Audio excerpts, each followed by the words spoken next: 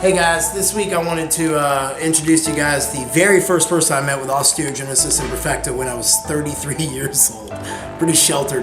But this is Ryker. I'm gonna let Thera, that's his mom back there, Thera. Today I wanted to talk to you guys and share their journey. And you know, this little dude right here, man, kind of changed my whole perspective on a lot of things. And I want you guys to hear what life is like for him and his mom and the challenges and how they overcome it.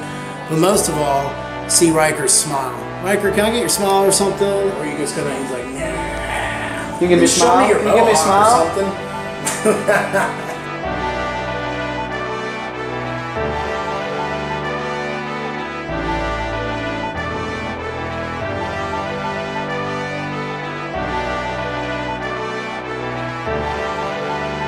We're filming this in the lobby of the gym today because Ryker and Keegan, my son, are hanging out in there, and Thera needs to kind of be close to him.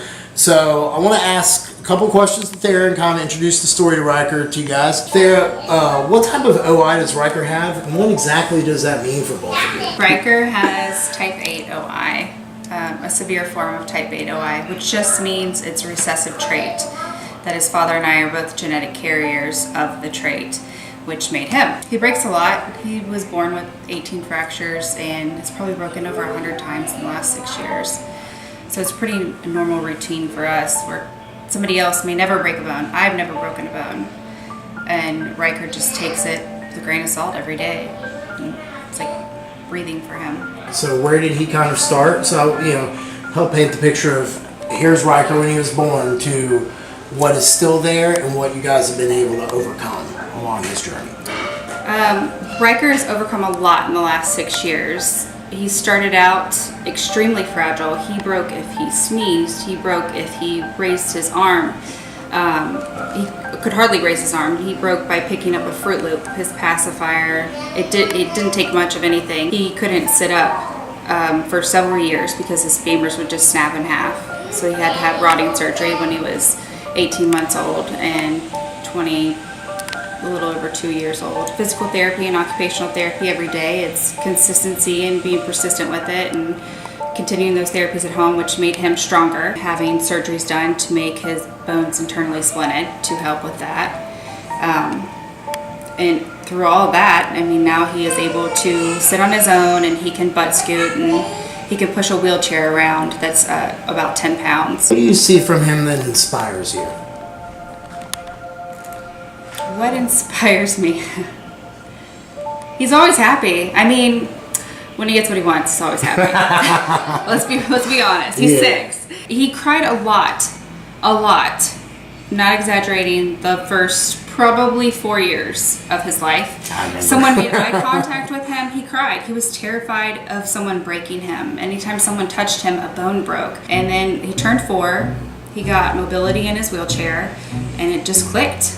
And he started to gradually come out of his shell, and he started fracturing a lot less, where it would be 32 arm fractures in a year to he hasn't broken his arm by doing something we would do normally in over a year.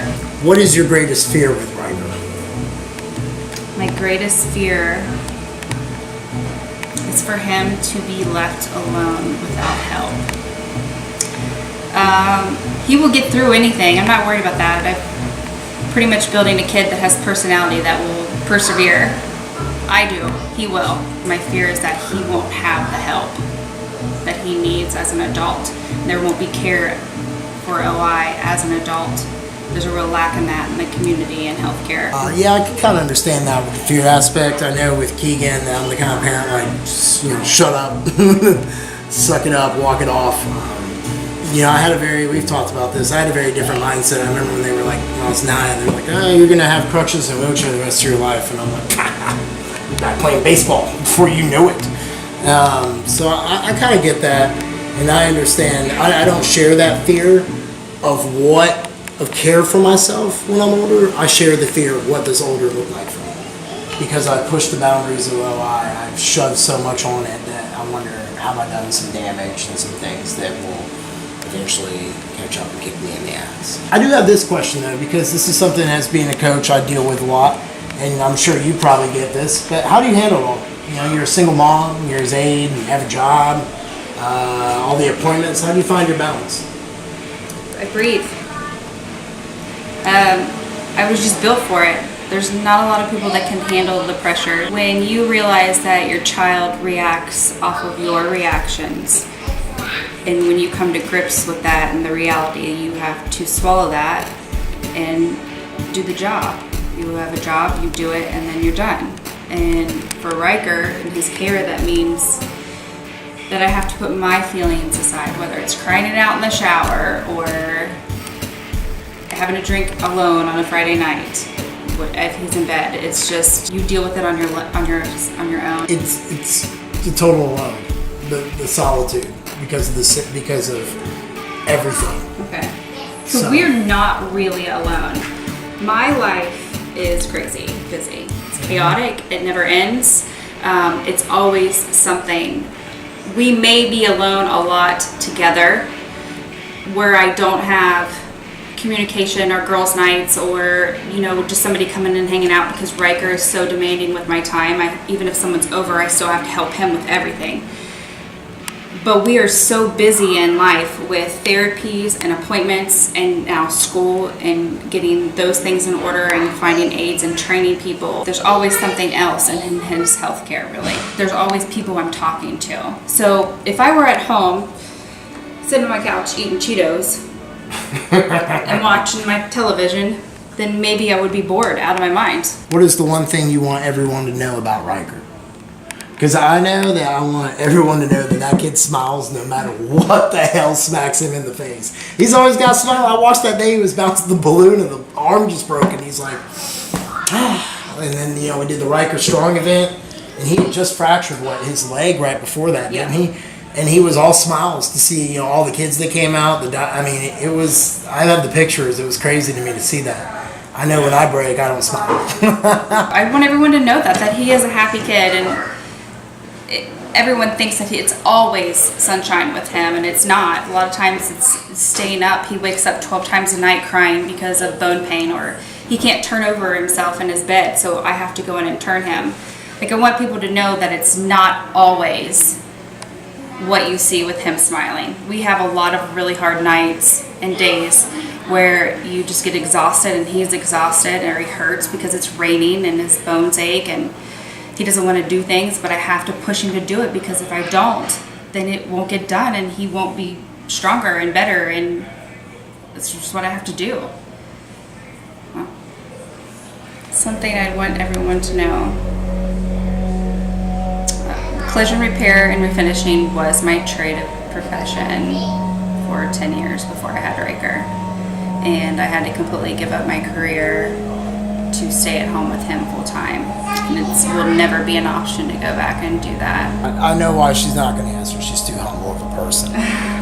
But there's one thing I want you all to know about Thera. It's resilience. Me and her are like brother and sister in this weird ass way since we met each other. What she endures, I at times go, hell, my life's tough. I'm like, damn. I know Thera's got a lot more going on. And the one thing that I know sets her apart from him, she doesn't take an excuse. She does not have an excuse. She just hits it in the face. She just pushes forward, and that's the one thing that I want everyone to know about her. But I want to wrap this up, and I want everyone to know what's up next for Ryker. Does he have any new surgeries, anything looming?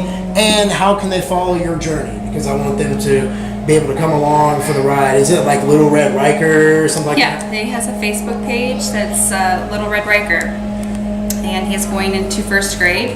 He does not have any surgeries scheduled. He does need surgery on both of his tibias, but it's not in the works currently. I post most of that stuff on social media, so everyone can follow him on there on his Facebook page and find out if they want to know more. Look who it is. Yeah. Well, guys, I appreciate you all taking the time to tune in this week. I really wanted to share the story of Ryker and Thera. To see their journey is pretty inspiring, but to know that there are hardships and the fact that they overcome it and just do the best they can is the true aspect of life to me. You just do the best you can. Can you all tell everyone bye? Bye.